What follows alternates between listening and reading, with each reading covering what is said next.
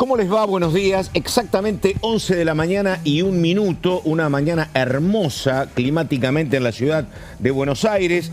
Presentación anoche a partir de las 21 aquí en la Cámara de Diputados del presupuesto 2025. Y atención que indican que esto puede demandar por lo menos 2 meses de debate para aprobarlo y que hoy, ya lunes, comienzan reuniones en Balcarce 50 viendo la letra chica del proyecto. Mañana hay otra reunión, pero ya comenzaban en la mañana de hoy los primeros acercamientos. Vamos a estar con nuestras compañeras hablando de las características fundamentales del mensaje del presidente ayer, donde esencialmente hubo una absoluta reivindicación otra vez del rol clave que tiene que tener el equilibrio fiscal. Primera parte clara del mensaje de Javier Milei y segunda parte donde habrá que ver quiénes eran los destinatarios. Me parece que tal vez parte, me parece a mí, del PRO, parte de algunos medios, indicando que de ninguna manera no es que no hay gestión, sino que, explicó Milei, los achicamientos y reducciones en el gasto público, eso es gestión. Y después, por último, números que tienen que ver con lo que va a ser el 2025, básicamente un crecimiento del PBI, indican del 5%, un dólar para diciembre de 1.200 pesos y una inflación del 18%. Pero bueno, estuvo muy atenta trabajando ella, que es Carolina Ramos. ¿Cómo le va, Ramos? ¿Qué dice? ¿Cómo estás, Pato? Bueno, resumiste a la perfección el discurso del presidente Javier Milei, poco más de media hora, ¿no? Un discurso donde, bueno, explicó las bases del presupuesto. No hubo demasiado detalle, esto hay que decirlo, respecto del contenido del presupuesto, que en simultáneo se conocía la letra chica porque en simultáneo el Ejecutivo enviaba el proyecto. Ya lo tenemos todos en nuestras manos para ir viendo en detalle las partidas, pero un evento que tuvo un color muy similar al de una asamblea legislativa, ¿no? En el sentido de la disposición de los palcos, invitados allí, bueno, vitoreando al presidente, arengando mucho a Martín Menem. Un recinto semivacío, esto también hay que decirlo. Sí. Alrededor de unos 120 legisladores, entre diputados y senadores, muy poquitos senadores en realidad. Vos sabés que yo cuando llegué anoche me encontré con un diputado de Unión por la Patria y le digo, ¿pero qué ustedes vienen? Por supuesto, ¿cómo vamos a dejar el recinto vacío? Sí. Pero claro, era un diputado de Capital, después no había mucho de Unión por la Patria. A ver, ¿no? había yo una... me imaginé que venían más cuando él me dijo así. Había una comitiva de Unión por la Patria encabezada por Germán Martínez que fue aludido personalmente por Milei en un momento de su discurso. Sí. Un Milei que confrontó mucho con el kirchnerismo, de hecho en muchos momentos de su discurso un poco provocaba, ¿no? Mirando hacia el costado izquierdo del recinto donde estaban ubicados los diputados de Unión por la Patria. Hubo un senador de Unión por la Patria, el bloque había decidido no ir. Sí. Sin embargo, hubo un catamarqueño, Guillermo Andrada, un senador que responde al gobernador Raúl Jalil, que tiene una buena sintonía con el presidente Milei, así que esa presencia sorprendió bastante. Y del lado de diputados tuviste Unión por la Patria, tuviste por supuesto La Libertad Avanza y el PRO firmes, también diputados del MID, diputados de Encuentro Federal, el Radicalismo, Innovación Federal y el Frente de Izquierda ausente. Bueno, ella es María Caferata. ¿Cómo le va, Caferata? Hola, Pato, ¿cómo estás, Caro? Sí, fue una imagen extraña, ese recinto semivacío y un discurso presidencial que tampoco hay que sorprenderse, era un discurso claramente político por cómo se había escenificado y no había tampoco grandes expectativas de que hubiera los anuncios que después se verían en simultáneo en el presupuesto con las metas macroeconómicas en inflación, en el crecimiento y el tipo de cambio. Pero sí, lo que fue sorpresivo es que parecía por momentos un discurso que estaba más dirigido para el afuera, ¿no? Para afuera en el sentido de los organismos de crédito, el Fondo Monetario Internacional, toda esta parte más allá del énfasis en el déficit cero, que es la gran bandera del presidente Javier Milei, cuando sostiene él que en el caso de que baje la recaudación, porque baja, no crece tanto el país, bueno, las metas del gasto también van a terminar bajando. Ese es el gran tema, digo, porque ¿sabés qué pasa? Eso me parece sustancial. Te lo iba a preguntar desde el vamos, pero bueno, no lo habíamos hablado antes, porque eso es lo que él explica. Si yo tengo recursos, por ejemplo, para obra pública, pero esos recursos por ahí se interrumpen. Yo no voy a seguir enviando recursos para la obra pública. Eso se corta. Dice, bueno, imagínate presupuesto universitario, imagínate salud. Ese me parece que es el gran dato, ¿no? Una política económica procíclica que frente a un escenario de recesión sostiene que efectivamente el gasto todavía se va a reducir más. Y era un mensaje claramente hacia el Fondo Monetario Internacional, e incluso lo dice en un momento del discurso: nosotros vamos a pagar. Primero está en la parte recaudativa, la parte de la plata para pagar las deudas del año que viene van a estar. Era un mensaje muy claro dirigido de vuelta a los organismos de crédito y particularmente al Fondo Monetario. Y a los bonistas privados que te prestaron, ¿no? Aparte. Claro, entonces, había ahí, dentro del discurso en torno al déficit fiscal, bueno, receptores muy claros, y me parece que ahí estuvo más que nada el énfasis que hacía el presidente, con los cuestionamientos que uno ya se podía anticipar, que refieren a, como esta es una bandera del déficit cero, cualquier ley que salga del Congreso que atente contra ese déficit cero va a ser vetada. Sí. Recordemos que estamos esperando el segundo veto presidencial en lo que le refiere al aumento del presupuesto universitario. Ya se vio el veto al aumento de las jubilaciones, entonces ya Milei lo había anunciado, pero si había alguna duda la terminó de confirmar ayer a las 9 de la noche cuando dijo: ley que genera gasto se veta. Bueno, y después hablamos de este tema, pero lo que se estaba también ayer calculando rápido es que al oficialismo le faltarían, con este escenario, si tiene 87 garantidos, le faltarían todavía 38 para tener 129, pero en un minutito, señora. Bueno, a ver, vamos con ella. Bueno, para agregar a lo que planteaba María antes de ir a las placas, efectivamente, la primera mitad, podría decirse, del discurso de Milei, fueron conceptos que ya veníamos escuchando, no nada sorprendió. De hecho, algunos diputados, los comentarios que vos escuchabas eran: ¿y cuándo habla el presupuesto? Se demoró un poco en comentar un poco cuál es la idea o esta metodología rupturista que él intenta plantear respecto del proyecto.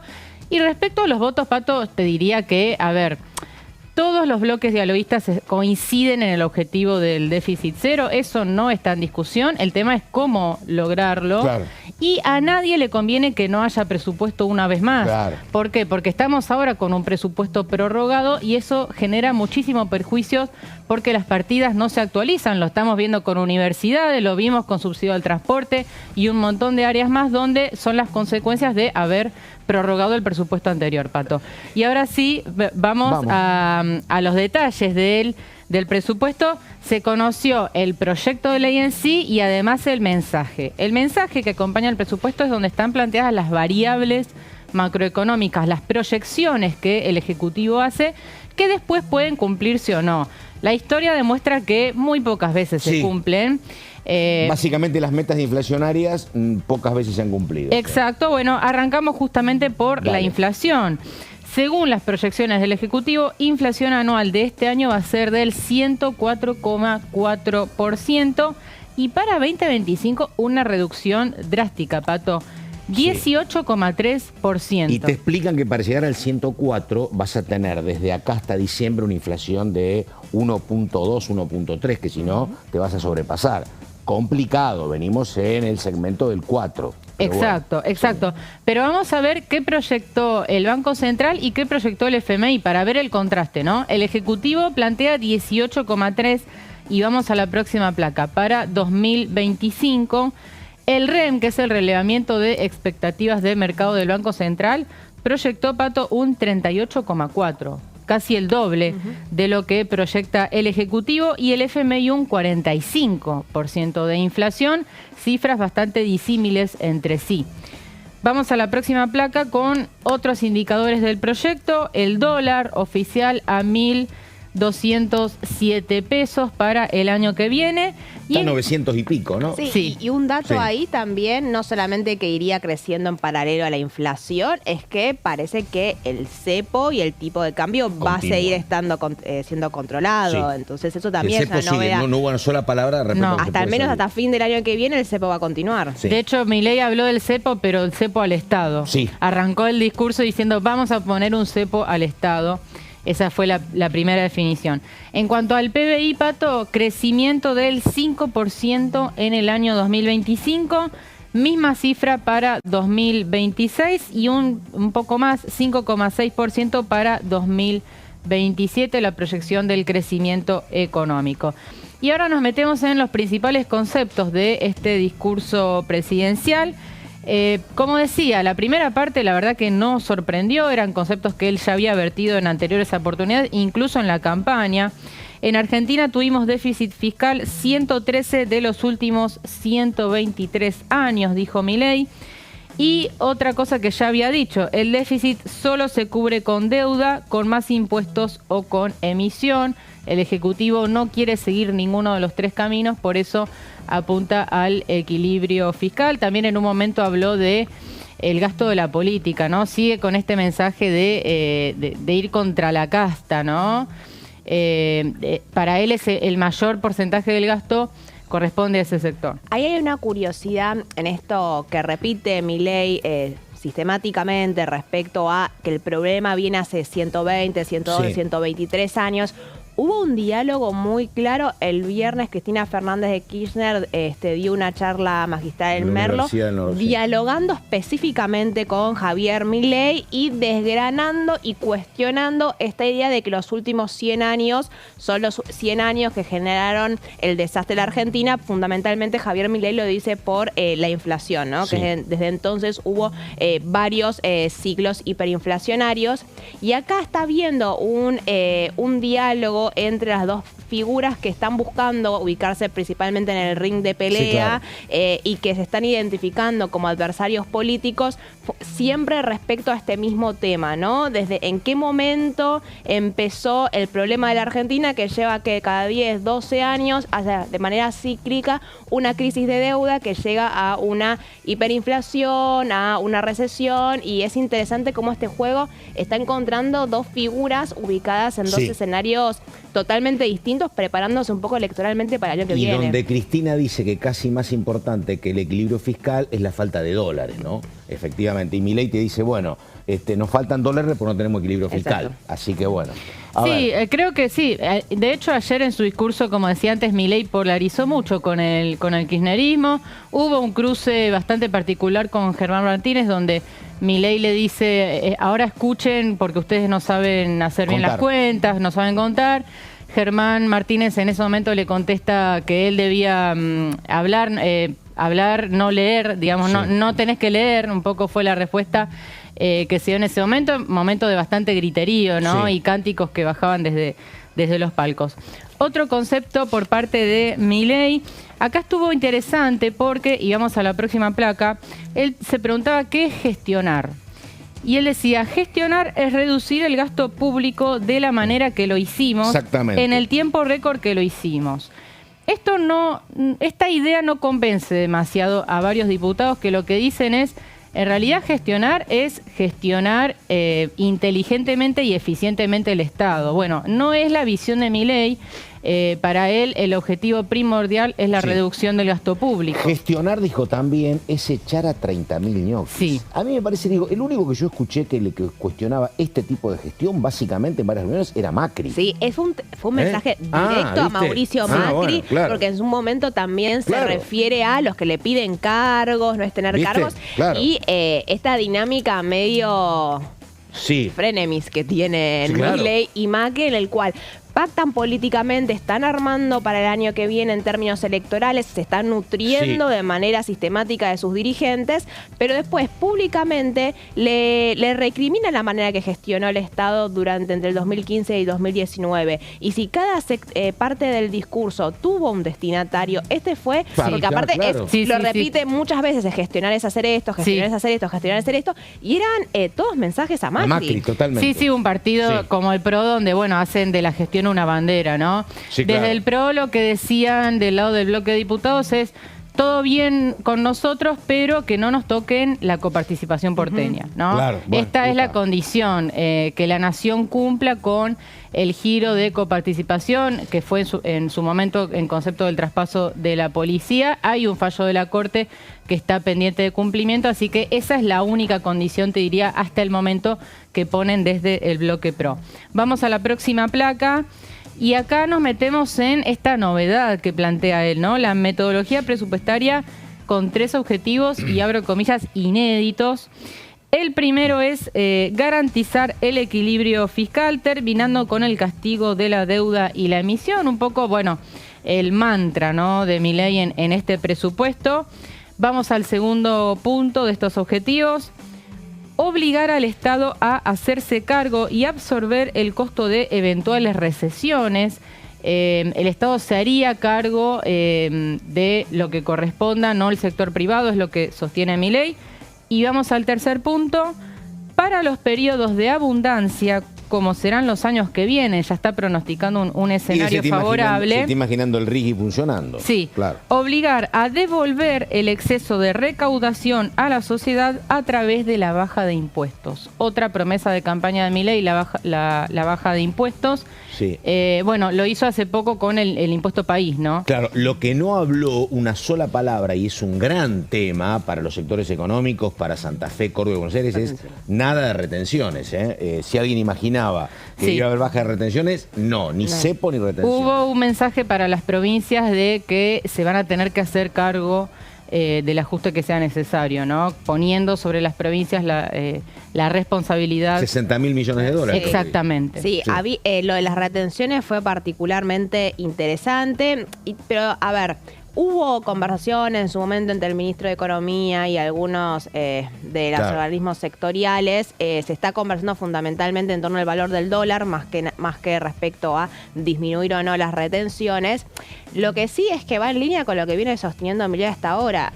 El momento para bajar los impuestos va a llegar, pero no es ahora. Incluso recordemos que en todo caso ha habido disminuciones en bienes personales, pero se ha volvido a restituir ganancias para el caso de la cuarta categoría. Entonces, si nosotros avanzamos en este camino fiscal, si logramos que tanto el Estado Nacional como los estados provinciales achiquen su nivel de gasto fiscal, bueno, a futuro se va a poder ver beneficiada toda la población a través de la baja de impuestos. Pero es un escenario que está en el horizonte siempre y cuando funcione este camino que lleva de vuelta a discusiones que va a ser la oposición con este presupuesto. Y lo que pasa es que mientras tanto tienen que poner la cara a los gobernadores. Fíjate Santa Fe y Córdoba. No me alivias el tema de las retenciones, pero tampoco me auxilias para las cajas previsionales. Entonces, ¿qué tengo que hacer yo? Hacer modificaciones en las cajas previsionales. Era lo de Santa Fe y Cuyaro la semana pasada. Este es el tema, ¿no? Tengo que poner la cara yo. Pero bueno. Sin ir más lejos, acaba de quedar firme el veto a la movilidad jubilatoria que, entre otras cosas, establecía los giros a las cajas no transferidas, ¿no? Que era un poco el argumento principal que levantó el gobierno nacional para decir no podemos financiar esta ley, ¿no? Se agarraron de eso, digo.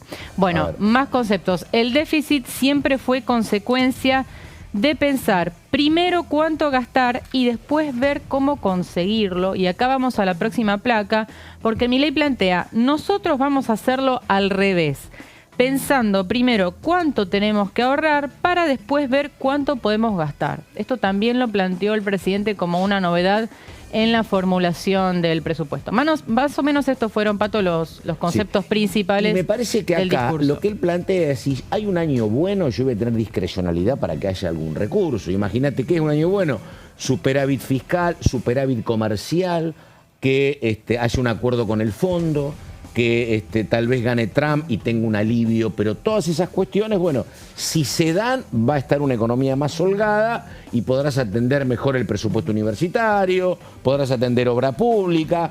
Ahora, si esas circunstancias no se dan, no habrá, pero bueno. Y me parece que un escenario político es mucho más venturoso con plata que sin plata, tenés elecciones, ¿no? Pero y ahí por ahí va. Va a ser interesante cómo se va a dar la discusión política entre los diferentes bloques opositores sobre qué se va a hacer con este presupuesto. Claro. Que, a ver, es un principio, sabemos que quedan por delante 3 meses de negociaciones, fundamentalmente con las provincias. Hubo muchas promesas de que lo que no se pudo resolver a través de las leyes, en el caso de las jubilaciones, o probablemente en el caso de las universidades cuando se termine vetando, se iba a resolver vía presupuesto, pero tenés mensajes contradictorios de un montón de sectores. Dentro del mismo oficialismo vos tenés, al menos que en Cámara de Diputados, el mensaje es: queremos que el presupuesto se apruebe, necesitamos que se apruebe, necesitamos no tener 2 años seguidos de un presupuesto prorrogado, que sería por primera vez en la historia también, ¿no? Trabajar en esas condiciones es muy difícil, y se tiene que de vuelta enviarle un mensaje al Fondo Monetario Internacional y a todos los acreedores que se puede organizar con la oposición una hoja de ruta de programa económico para el año que viene. Ahora, en simultáneo, en Casa Rosada, vos tenés muchos voceros que te sostienen que vamos a confrontar, y a nosotros nos sirve tanto como que lo aprueben como que no lo aprueben. Porque si no lo aprueben, dos cuestiones. Principio de revelación, una vez más, la oposición se niega a ayudar a que el país salga adelante. Y en segundo lugar, se puede seguir prorrogando y de manera arbitraria ir adjudicando cada una de las partidas. Es una discusión que al menos están dando mensajes distintos de parte del oficialismo. Y ahora, vamos a la posición. ¿Qué va a hacer Unión por la Patria? Porque Unión por la Patria, que son 99 diputados, tampoco definió del todo qué van a hacer. Hasta ahora Unión por la Patria tiene una postura muy clara de que son la oposición clara al gobierno nacional. Sí. Lo que los mantiene unidos es que son la verdadera oposición a Javier Milei, y hasta ahora, excepto algunas pequeñas fugas, han votado siempre en contra del gobierno nacional.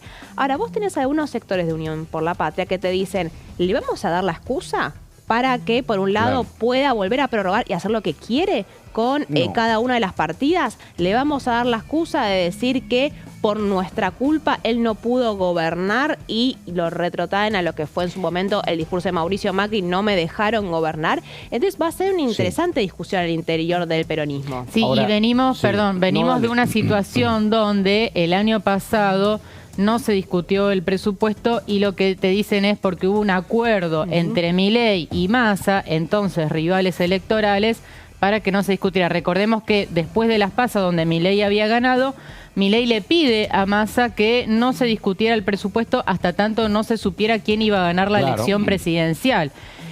Finalmente eso se termina dilatando y nunca llega a la discusión del presupuesto, por eso se prorroga el del año anterior, ¿no? Ahora digo, el gobierno también tiene un enorme desafío, que lo plantea claramente, para que el año que viene se fortalezca en el Congreso, ¿no? Es un gobierno que busca alianzas. Digo, a lo mejor prima en parte de la sociedad este discurso que era la primera parte del mensaje de Milei, que es decir: che, yo quiero básicamente equilibrio fiscal porque tengo una moneda deteriorada, quiero que el Estado se ocupe básicamente de política exterior y de recuperar una moneda sana. A lo mejor eso funciona y eso hace que tengas un 40% de adhesión. Ahora, cuando se esté discutiendo el presupuesto, va a ser complicado. Digo, en las provincias ni se habla de subsidio al transporte, por ejemplo, ¿no? Digo, ¿a qué escenario vas a llegar a octubre del año que viene o agosto? Con más impuestos porque los gobernadores están apretados, con el presupuesto universitario tironeado, con los jubilados tironeados. Digo, vas a preservar el equilibrio fiscal, pero vas a llegar a un escenario complejo en materia económica. Y lo que decíamos recién, con las provincias que están haciéndose cargo de funciones que hasta el año pasado en muchos casos se encargaba el Estado Nacional. El tema de las vacunas, por ejemplo, está siendo motivo de discusión frente a la posibilidad de una epidemia de dengue en el verano.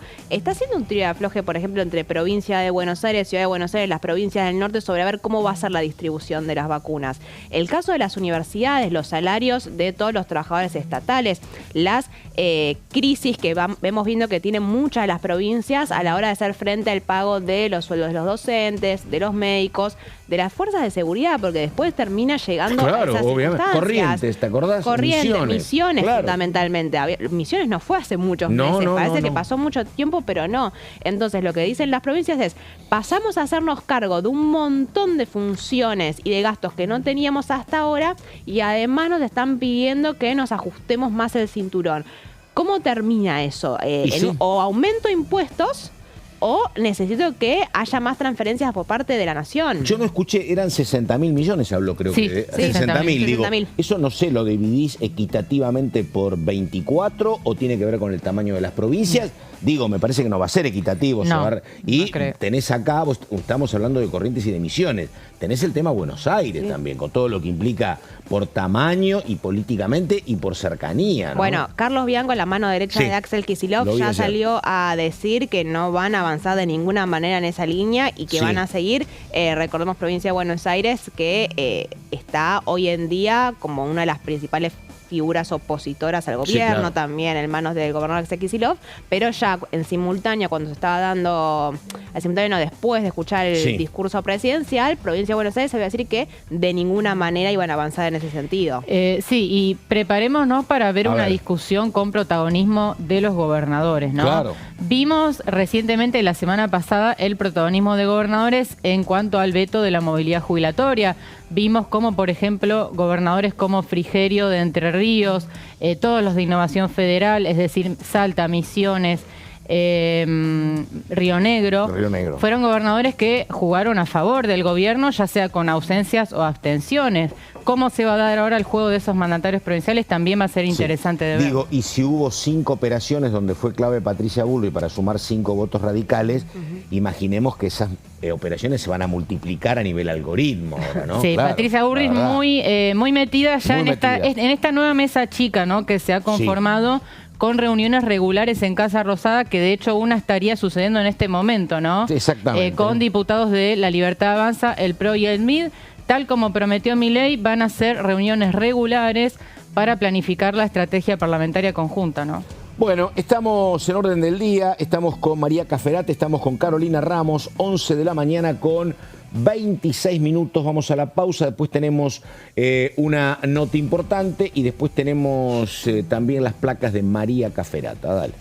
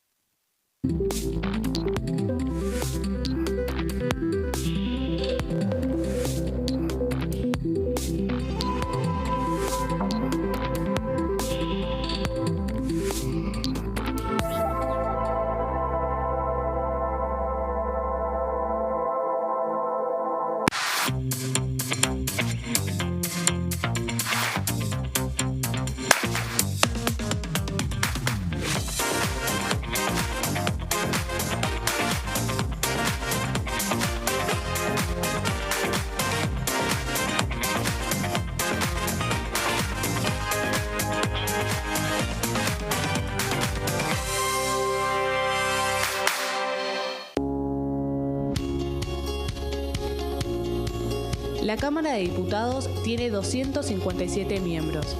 Los diputados debaten y sancionan leyes que rigen en todo el territorio nacional. Algunas de las más importantes son el presupuesto de gastos generales del Estado, el Código Civil, el Código Penal, la forma en que se rige el trabajo, las jubilaciones, entre tantas otras. Además, controla y hace un seguimiento de las políticas del Poder Ejecutivo a través de la visita de diferentes funcionarios o el pedido de informes, así como la posibilidad de realizar juicios políticos a los funcionarios. La duración de los mandatos de los diputados es de 4 años y pueden ser reelegidos indefinidamente. Desde el momento en que asumen y hasta el final de su mandato, no pueden ser acusados, interrogados judicialmente, ni molestados por las opiniones o discursos que imitan desempeñando su mandato.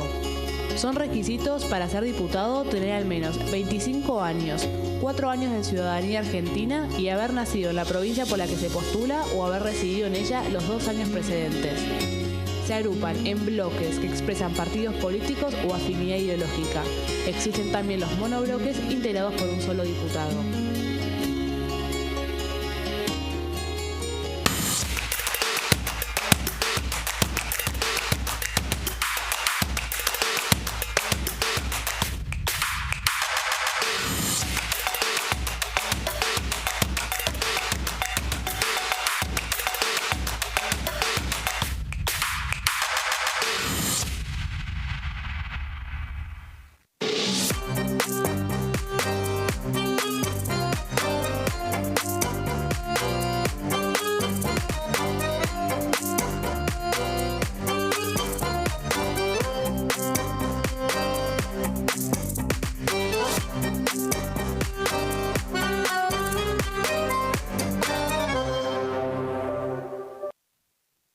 En este momento, millones de niños y niñas tienen desnutrición severa.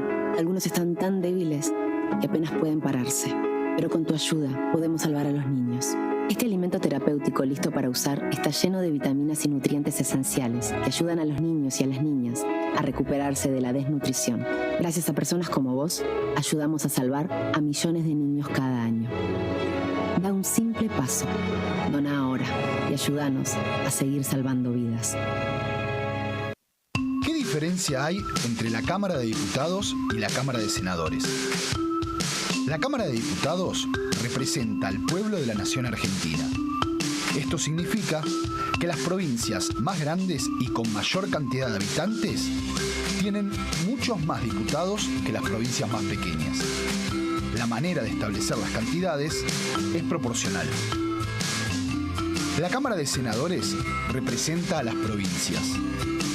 Cada provincia envía 3 senadores al Congreso Nacional. El total de senadores es 72, dado que las provincias argentinas son 24. Este es un número fijo. Por ejemplo, la provincia de Buenos Aires cuenta con 70 diputados nacionales y la provincia de Tierra del Fuego con 5. Pero tanto la provincia de Buenos Aires como la de Tierra del Fuego cuentan con 3 representantes cada una en el Senado de la Nación. Cada 2 años, el Congreso Nacional renueva la mitad de sus diputados y 1/3 de sus senadores nacionales. El mandato de los senadores es de 6 años, mientras que el de los diputados es más breve, dura solamente 4 años.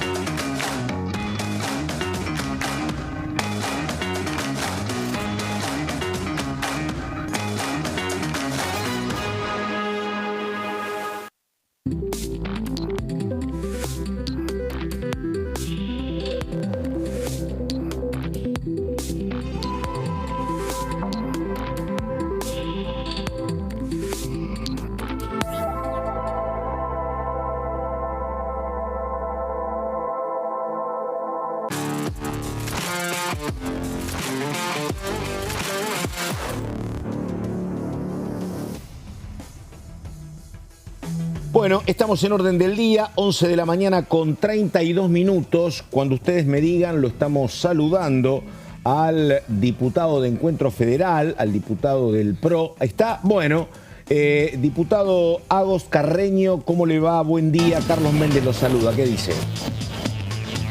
Buen día para vos y el equipo. Bueno, ahí estamos con Caro Ramos, con María Caferata, todos que quieran hablar con Agos Carreño. Así que primera pregunta. Bueno, mensaje del presidente, consideraciones y una duda que teníamos nosotros. Che, ¿qué va a hacer esta oposición con el presupuesto? ¿Lo vota, no lo vota? Te escuchamos. Bueno, Pato, a ver, lo primero que hizo el presidente es una valoración larga de cómo percibe su gestión. Después, a la hora de hablar del presupuesto, se esperaba alguna sorpresa o alguna referencia mayor de para dónde ir, y la verdad que fueron tecnicismos medio difíciles de entender, y la verdad que nos quedamos con sabor a poco de conocer cuál es la hoja de ruta que pretende el presidente, que es economista, de ir para adelante todo el año que viene. Creo que lo más importante es saber si el ministro titular de la cartera de Economía va a venir al Congreso, se va a reunir con los diputados, va a intercambiar, a escuchar preguntas, a contestarlas, que es la forma en la que siempre se construyó un presupuesto, y sobre todo cuando deciden cambiar la mecánica del presupuesto. Nuestro bloque lo que está haciendo hasta ahora es preparar un equipo técnico que se ponga a leer, a estudiar en profundidad para tomar definiciones de qué vamos a plantear. Yo particularmente me llamó la atención algunas pinceladas, algunas cosas que vi sin ser economista. Por ejemplo, me llamó la atención de que el presidente le pide un ajuste a los gobernadores de 60.000 millones de dólares, y cuando yo sumo los presupuestos de todas las provincias no llego a 60.000 millones de dólares. Entonces no me queda claro que él está pidiendo. Por ejemplo, el presupuesto de mi provincia de Córdoba es de 4.500 mil millones de dólares. Por lo tanto, ahí estamos en un error o en un buscapiés para los gobernadores, o no lo entiendo bien. Sería bueno que lo aclare el titular de la cartera de Economía. Y por otro lado, también veo que calculan mal la inflación. Si sabemos que la tendencia de inflación de 2024 es de 120, 124%, estar hablando de un cálculo de 104% es al menos esconder 10.000 millones de dólares que seguramente se están guardando, como hacía la Baña hace muchos años, para al final del ejercicio decir no fue tan malo el año fiscal. Oscar, ¿cómo estás? Caro Ramos te saluda. Te llevo un poco hacia adelante y un poco viendo la reacción de los bloques respecto del discurso presidencial. Uno escuchaba, por ejemplo, al PRO diciendo, con nosotros está todo bien, pero no nos toquen la coparticipación porteña.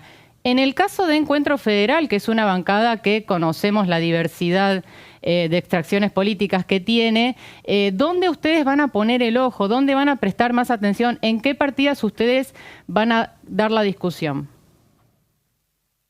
Bueno, Caro, buen día. A ver, en primer lugar, primero creo que se portó mal el presidente con el bloque del PRO porque le pegó a Mauricio Macri, le rayó el auto, como quien dice, le dijo que estaban mal lo que planteaban sobre la importancia de la gestión. Me parece que eso era innecesario con un bloque que se está portando muy bien con el presidente, que lo está acompañando mucho, así que creo que eso era absolutamente innecesario, es parte del juego político, pero bueno, no lo entendí en eso el presidente. Ahora, nosotros vamos a seguir con la agenda que ustedes bien vienen cronicando, vamos a seguir discutiendo los temas de las jubilaciones, vamos a seguir discutiendo los temas que tienen que ver con el presupuesto universitario, vamos a trabajar seguramente los temas que tengan que ver con la obra pública y con aquellos que los gobernadores nos pidan que los representemos y los ayudemos. Yo lo he hablado con ustedes, soy de la idea de que para insistir con el tema de la fórmula que vetó Milei para los jubilados había que esperar la presentación del presupuesto. Porque ¿qué está pasando ahora? Se están dando cuenta los gobernadores que no está el dinero que les había prometido a ellos y que va a ser muy difícil porque les siguen pidiendo ajustes.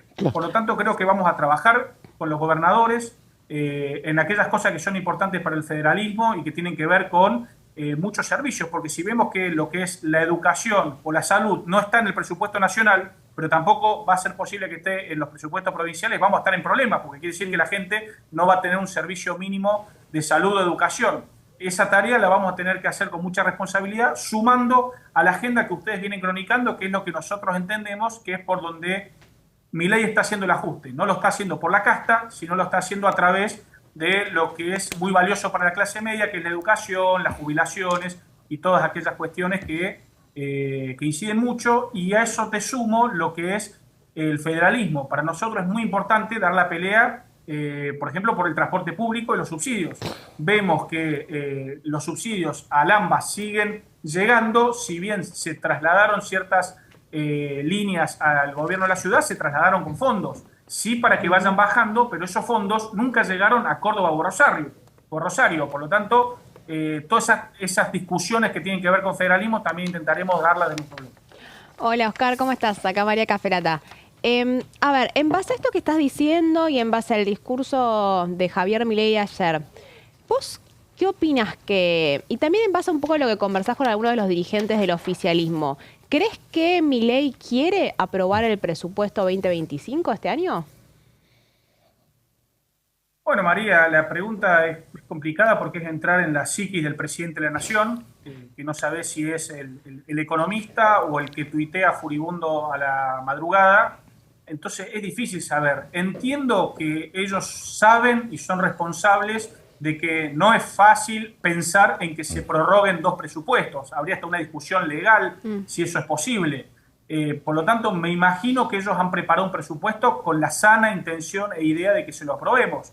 El mensaje que dio no parece ir en ese sentido y el texto, por lo que venimos viendo, no parece que sea fácil la tarea. Pero no tenemos que olvidar que lo que pasó anoche es que el presidente de la Nación se fue al Congreso a pedirle que le apruebe un presupuesto. Bueno, tenemos que partir de la buena fe, partir de que es economista y de que es una persona que entiende el valor del presupuesto como la hoja de ruta de la economía de un país. Así que, más allá de la psiquis, de realmente si lo que quieren es algo comunicacional que diseñó Santiago Caputo o es realmente lo que ellos pretenden, tenemos que trabajar para que haya presupuesto y tenemos que ser responsables, tanto el Ejecutivo como el Legislativo, de que ese presupuesto le llegue a la gente y que el ajuste realmente le duela a los que le duela menos a los que menos tienen o le duela por lo menos a todos por igual, que no es lo que está pasando hasta ahora. Diputado, yo coincido, ¿no?, con que la falta de recursos va a ser lo central cuando necesites asistir con subsidios al transporte o a las universidades, va a ser un tema crucial.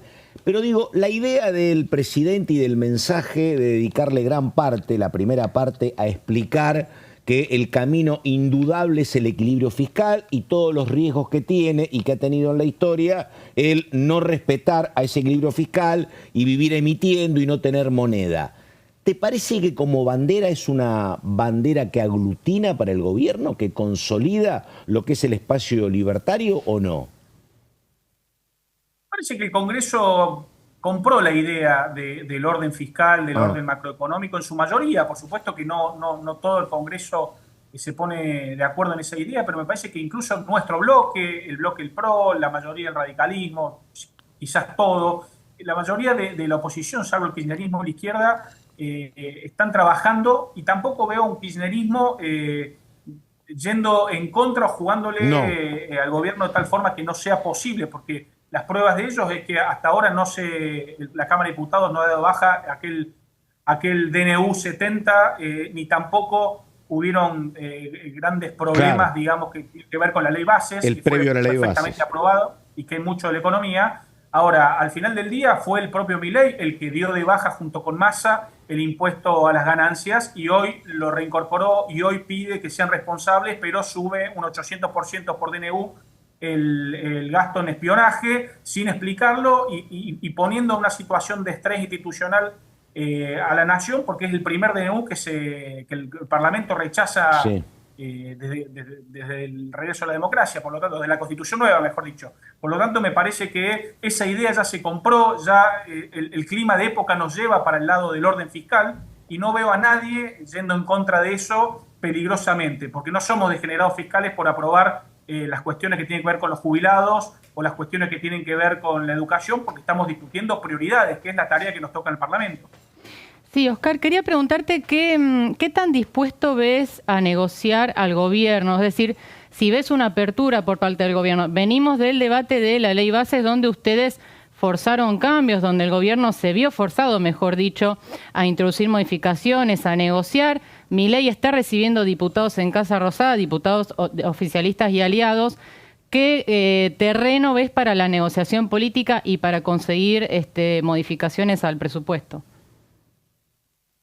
Bueno, celebro que el presidente se junte con diputados y senadores. Me parece que entró en nuestro juego, que es el sano juego del diálogo, de la democracia, de intercambiar ideas. Me parece que eso sería muy sano. Después lo tendremos que ver en los hechos concretos, tenemos que ver si realmente el ministro viene al Congreso o manda otros funcionarios, ver en qué clima se hace esa discusión, si realmente escuchan, toman las ideas y si no hacen un toma y daca de comprar un par de votos para tener los votos necesarios para aprobar lo que ellos quieren y no dar una sana discusión profunda. Digo, hay muchas cosas que no me gustan y que me permiten descreer de ese camino. Lo que pasó ayer, por ejemplo, con la prensa, que le cerraran a ustedes la posibilidad de cronicar desde el palco de ustedes, que era el que tenía los enchufes y los lugares perfectos para trabajar y cronicar, demuestra que no están predispuestos a que esto sea abierto y transparente para todo el mundo y para que cada uno haga su trabajo en pos de que esto salga bien. Pero bueno, tenemos que partir de la buena fe, de intentar de que lo que pasó en el pasado,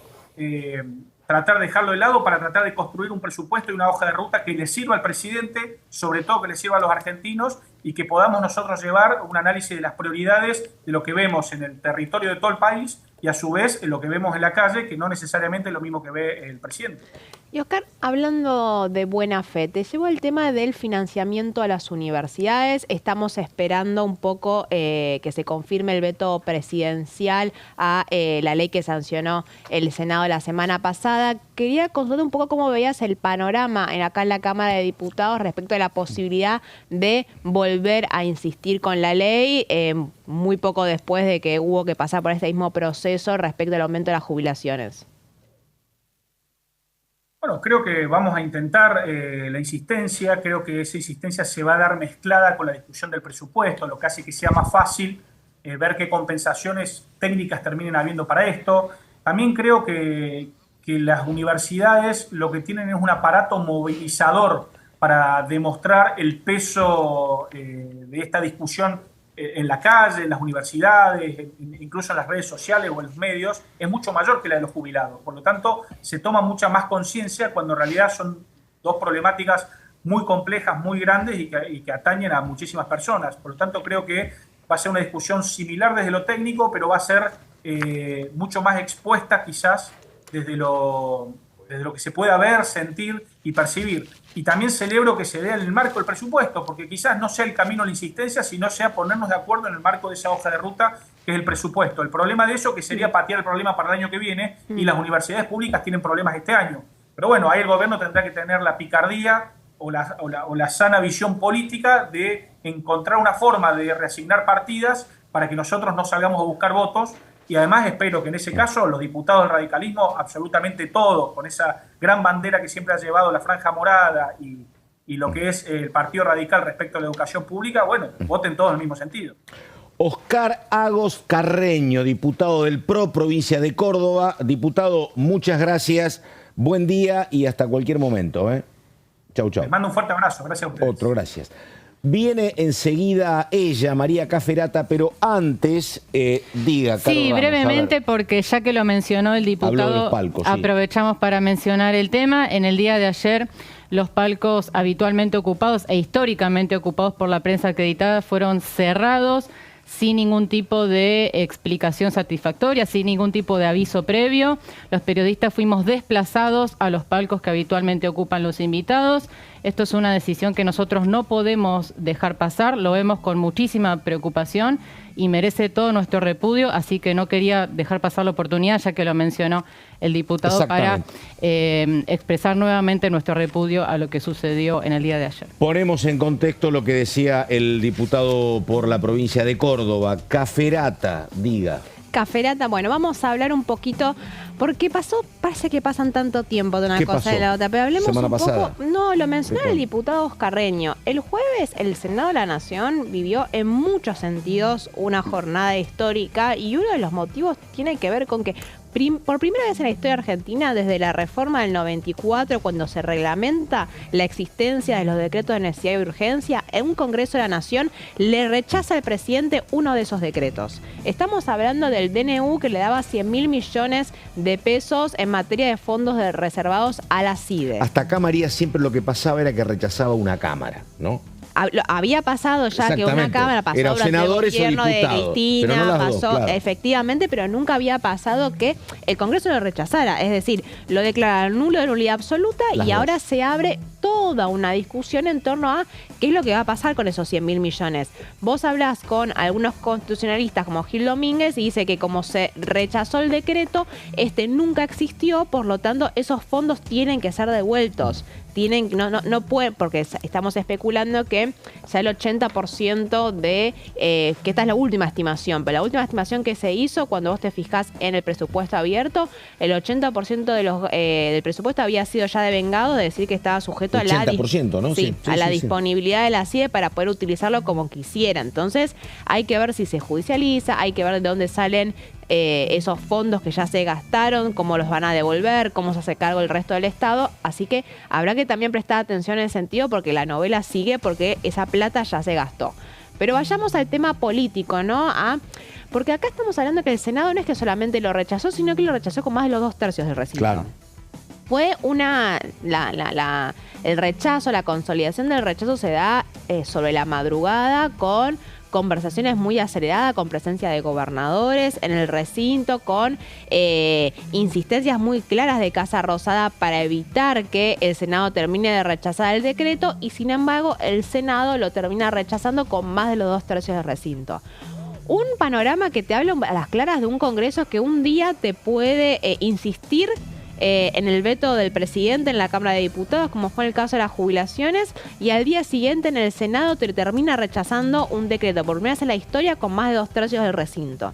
Es decir, es un juego de mayorías muy cambiante. Con mucha atomización y sin liderazgos perennes. Digo, los liderazgos son todos transitorios y muy atomizado todo. Sí, ahí hay un tema de que la postura del presidente Bloque ya casi no existe. No, claro. No hay una obediencia No. partidaria y vertical respecto a lo que sostienen los presidentes de bloque, porque incluso en este caso el presidente del bloque radical, Eduardo Vichy, por ejemplo, hizo todo lo posible para que Totalmente. el tema no pudiera tratarse el día jueves y se lo patea la semana que viene.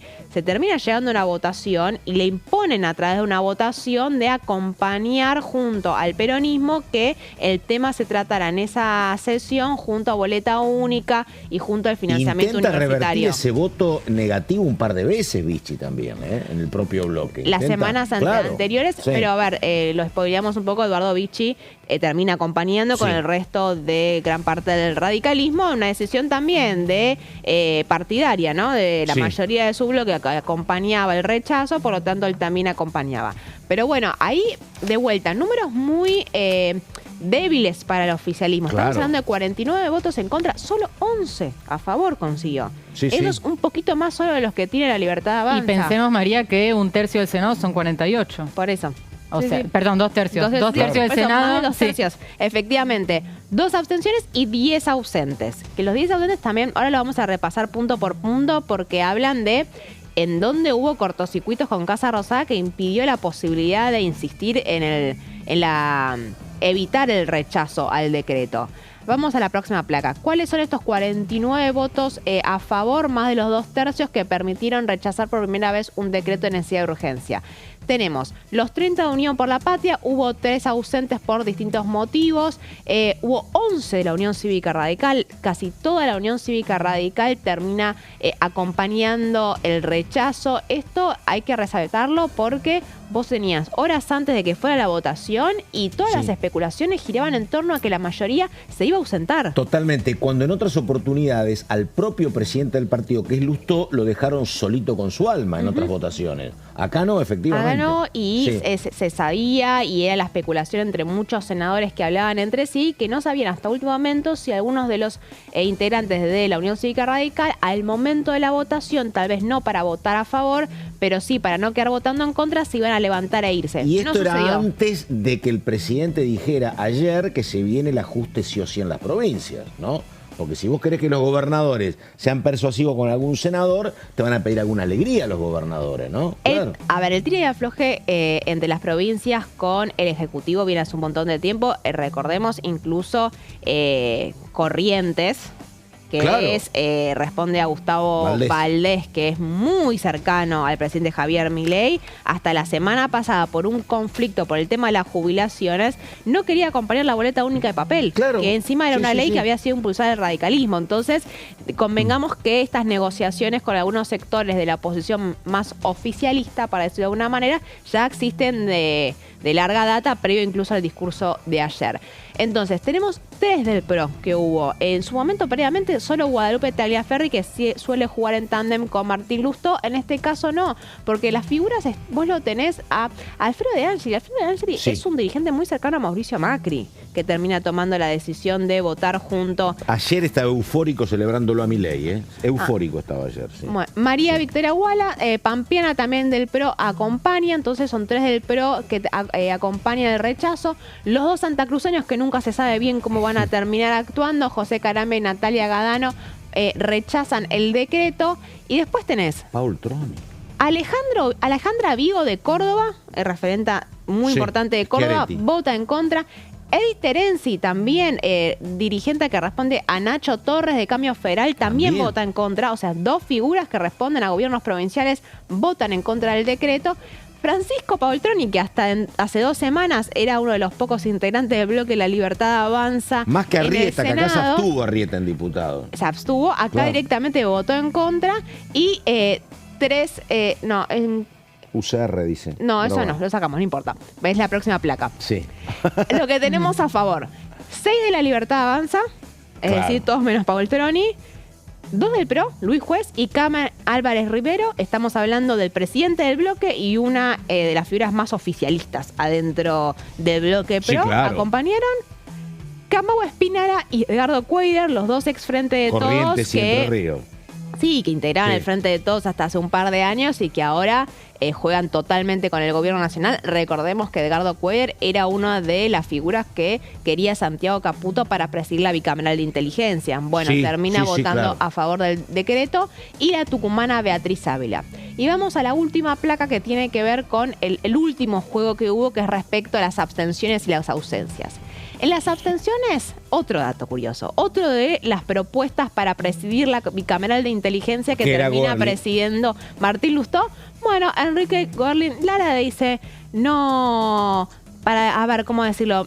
Había un acuerdo previo, iba a presidir yo, me enojé, básicamente. Bueno, yo me abstengo en esta votación y no acompaño. ¿No? Sí. Es Misiones, sí. Y después Andrea Cristina, también de Cambio Federal, que también el chubutense Nacho Torres, ¿no? Que se abstiene. Y después los ausentes, Lucila Krexel, que fue en Neuquén y la que acompaña la ley bases, y que, bueno, todavía no se trató el pliego para la UNESCO. Otra sorpresa, Juan Carlos Romero. Romero, que actúa virtualmente como el jefe del bloque del oficialismo en el Senado, es el que negocia con muchos sectores de la oposición, va bastante seguido a Casa Rosada. Romero, bueno, en este caso se termina ausentando. Mónica Silva, de Juntos Somos Río Negro, gobierno provincial, Carlos Arce y Sonia Rojas de CUT, está otro gobierno provincial, en este caso de Misiones, Mariana Jury y Rodolfo Suárez, los dos de la Unión Cívica Radical, que no terminan acompañando con el resto del radicalismo, Mendoza, Lucía Corpachi, Silvina García Larraburu y Gerardo Montenegro de Unión por la Patria, que se ausentan por diferentes motivos, que no pueden viajar, pero que al final no terminaron necesitando. A lo mejor estaban engripados, María. Bueno, en el caso de Montenegro se pide una licencia por un tiempo. García Larraburu está con un problema de salud hace muchas semanas. Bueno, así que ahí lo tenés. 2/3 se rechaza en el Senado el DNU por los fondos de la CIE. Ahí está, María Caferata, todo lo que pasó con este DNU. María, muchas gracias. Nos estamos viendo, María. Mañana. Hasta mañana. Y ella es Carolina Ramos. A Caro nos el jueves, en mi caso. Bueno, nada más. Muchas gracias. Varias definiciones de Agos Carreño esta mañana. Enseguida la continuidad.